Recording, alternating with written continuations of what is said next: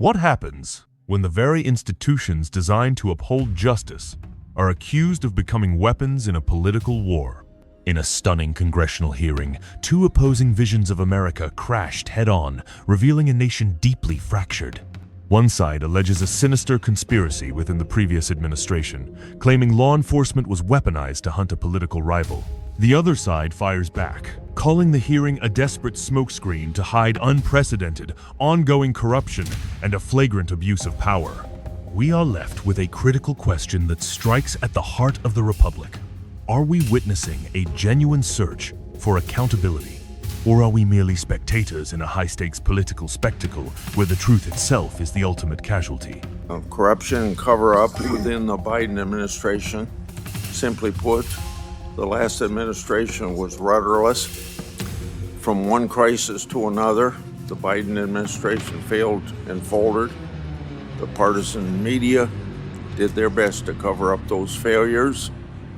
Having discussed these issues with my colleagues, Senator Cornyn and Schmidt, who requested to lead this hearing, all of us agreed that this committee must discuss this important matter. An important part of this discussion involves the last administration's weaponization of law enforcement against Trump and his associates, which was done to try and win an election. That too, they tried to cover up. Since I became chairman of this committee, my investigative work has exposed how weaponization was done. Look at the FBI's Arctic Frost investigation, which ultimately became one of Jack Smith's cases against President Trump, based upon records that I've made public. The case's origin was anti-Trump FBI agent Tebow and his merry band of artisans and partisans. The records indicate that the opening of Arctic Frost was an intentionally designed vehicle by which the Biden administration would ultimately prosecute their primary political opponent, President Trump. Then I made emails public relating to the Biden administration's political investigation into Peter Navarro, Tebow, and his other anti-Trump agent, Walter Giardina, were also involved in that case. Whistleblowers have told me that Special Agent Giardina openly stated his desire to investigate Trump, even if it meant false predication. Whistleblowers have also told me that Jack Smith's deputy, J.P. Cooney, wanted to open more cases on Trump. He allegedly justified using compulsory process to obtain more information merely based upon partisan news outlets. And guess who was also allegedly involved in those communications? Well, that's the same person, Special Agent Walter Giardina. All of this is more evidence of law enforcement weaponization that would have never been the light of day, but for whistleblowers. I'll have more to say about this matter later today in another forum. Then we have the Biden FBI's anti-Catholic Richmond memo. That memo used the shoddy research of the radical Southern Poverty Law Center to accuse traditional Catholics of being violent extremists. Based on the records that I released the other week, there wasn't just one FBI document that used biased anti-Catholic sources, but over a dozen. And more FBI field officers were involved than we'd been led to believe. It wasn't just the Biden and Ray FBI that failed the people. Recently, I released records showing that the Biden Health and Human Services also failed to address the backlog of over 65,000 reports expressing concern for unaccompanied children. This included 7,346 reports related to trafficking, 36 cases have been accepted by U.S. attorneys for prosecution, with 11 arrests and 3 convictions so far. The Biden administration had a responsibility to do right by the American people. By any metric, they failed. The question is, what did the president actually know or even understand, and who was actually running the government? But regardless, the buck stops with the president, and President Biden will have to answer to history for what's happened the last 4 years. Now I'm going to turn over the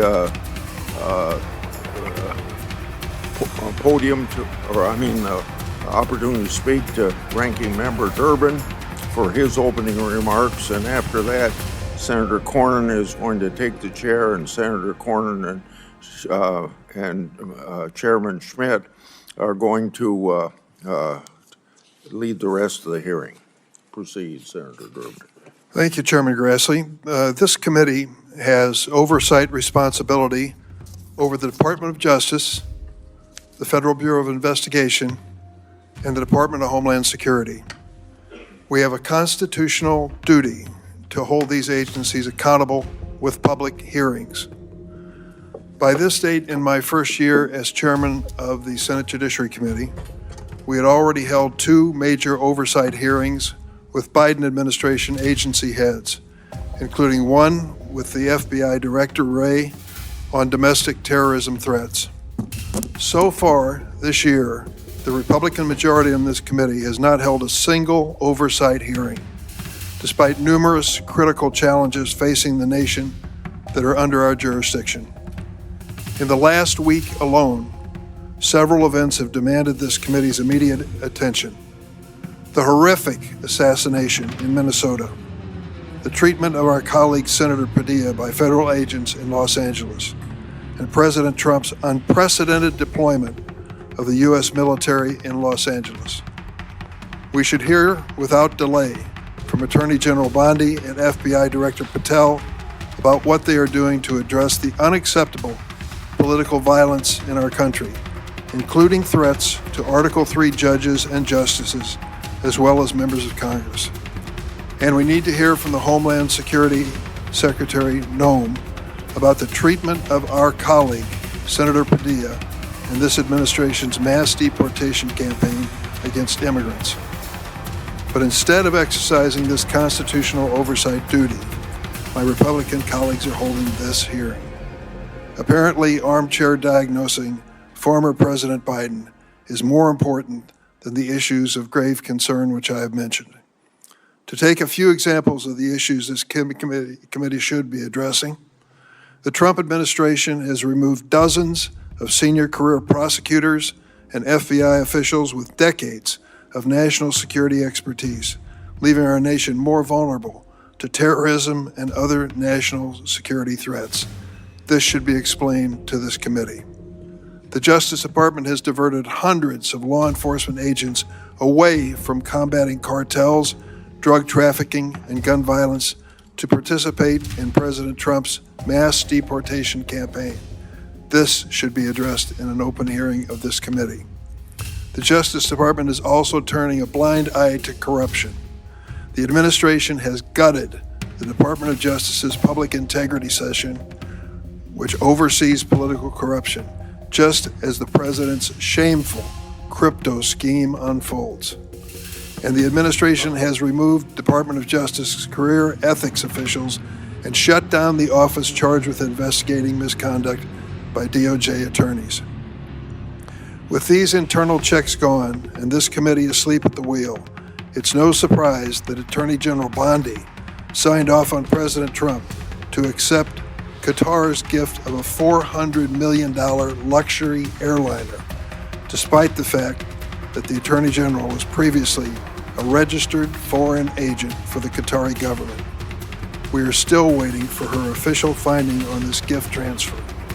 And it's no surprise that Department of Justice official Emil Bove tried to strike a corrupt bargain with New York Mayor Eric Adams, dropping public corruption charges in exchange for the mayor's cooperation with Trump agenda mass deportations. When it comes to these historic, compelling issues, the GOP majority tells America to move along. Nothing to see here. Let's revisit this administration of a previous president in this hearing. Let's revisit a 20-year-old precedent on the use of an auto pen. And I know my Republican colleagues are eager to discuss President Biden's pardons. But why are they ignoring the actual pardon crisis that's taking place right now? President Trump's pay-to-play scheme. Last month, President Trump pardoned Paul Walzak, who pleaded guilty in 2024 to withholding over $7 million of taxes from his employees' paychecks and failing to pay them to the Internal Revenue Service. What warranted Mr. Walzak's swift pardon by President Trump? His pardon application explicitly cited millions of dollars his mother raised for President Trump's campaigns and other efforts to support the president. But that was not enough. It was 3 weeks after Mr. Walzak's mother attended a $1 million a person Trump fundraiser in April of this year that Mr. Walzak was miraculously receiving his pardon. And now he no longer must pay $4.4 million to the taxpayers of this country. That's one example of the many pardons granted to President Trump's wealthy donors and political supporters. Of course, these pay-to-play pardons are in addition to more than 1,500 January 6 rioters who received blanket pardon from President Trump, including 169 who violently assaulted law enforcement officials. And we're going to make a question of cognitive ability.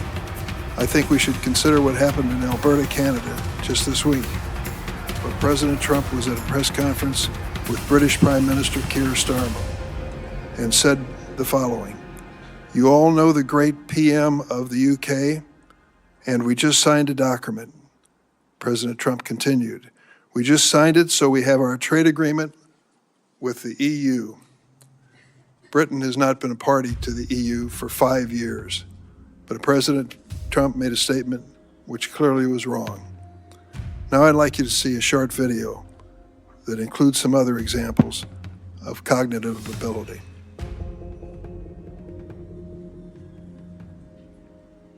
Don't you need to uphold the Constitution of the United States as I president? don't know. The windmills are driving the whales crazy, obviously. I have concepts of a plan. They're eating the dogs, the people that came in. They're eating the cats. They're eating the... I know about magnets is this. Give me a glass of water. Let me drop it on the magnets. That's the end of the magnet. The kidney has a very special place in the heart. Right, and then I see the disinfectant where it knocks it out in a minute, 1 minute. And is there a way we can do something like that by injection inside or almost a cleaning? This is a tough hurricane, one of the wettest we've ever seen from the standpoint of water. When you ran out the healthy arms, you ran out of really healthy. They had great arms, but they ran out. It's called sports. It's called baseball in particular. Can't understand a word he's saying. Did you just see Maduro, Venezuela? It's unbelievable. Well, I don't know about it. I mean, obviously, I'm not involved. He wants to know why the proclamation was signed in the dark. I don't know when it was signed because I didn't sign it. Other people handled it. Do any of these statements raise a question of cognitive ability? You be the judge. If my colleagues are truly interested in issues of presidential succession and disability under the 25th Amendment, I would suggest they embark on this constitutional journey with a proposed amendment, not today's political adventure. I yield. The opening statements from Chairman Grassley and Ranking Member Durbin are more than just political theater. They are a masterclass in narrative warfare, revealing the deep chasms in American politics where even the concept of objective truth is contested. To understand what truly unfolded, we must dissect their arguments not just for what was said, but for how and why. Chairman Grassley positions himself as a whistleblower's champion, an investigator uncovering a hidden conspiracy.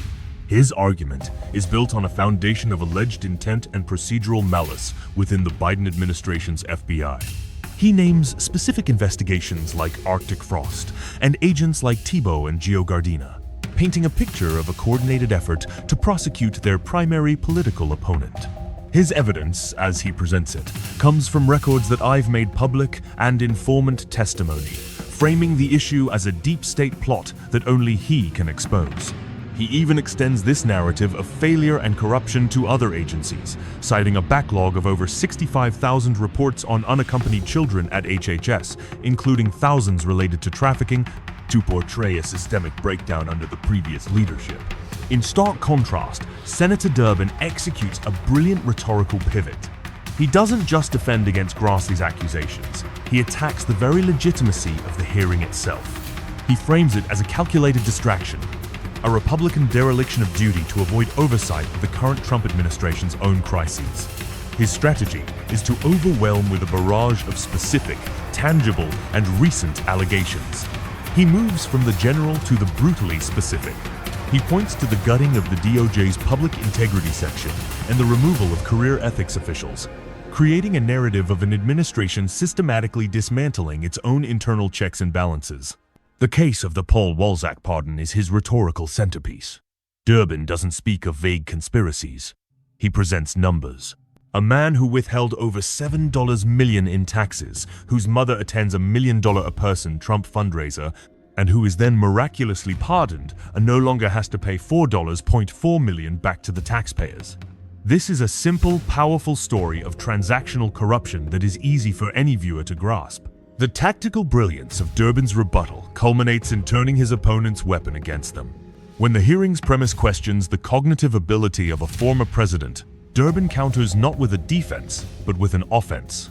He cites Trump's recent gaffe about the UK being in the EU, and then unleashes a video montage of Trump's own incoherent statements.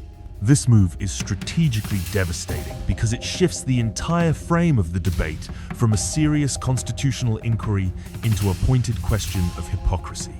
The central theme that emerges is the weaponization of accountability.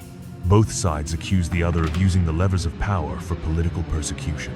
Grassley calls it weaponization of law enforcement, while Durbin points to the Justice Department diverting agents from combating cartels and gun violence to participate in a mass deportation campaign. The hearing, intended as an exercise in oversight, becomes a battlefield for competing narratives, each aimed at convincing the public that the other side represents an existential threat to American democracy. So, what is the final verdict? The hearing reveals a chilling truth that transcends partisan allegiance. It demonstrates a political environment so toxic that the vital function of congressional oversight is itself compromised, transformed from a tool for ensuring government integrity into a platform for staging political attacks. The conflict between Grassley's claims of a deep state conspiracy and Durbin's detailed accusations of present-day corruption shows that both parties are operating from entirely different realities, presenting their bases with narratives that reinforce their worldview. The ultimate casualty here is not one politician or party, but the public's trust in the very institutions designed to serve them. When justice itself is put on trial and used as a pawn in a political game, the foundation of the republic is weakened. The question is no longer just about who is telling the truth, but whether the system is still capable of finding it. What are your thoughts on this? Does this hearing represent a legitimate search for answers or a political circus? Leave a comment below. And don't forget to like and subscribe for more in-depth analysis.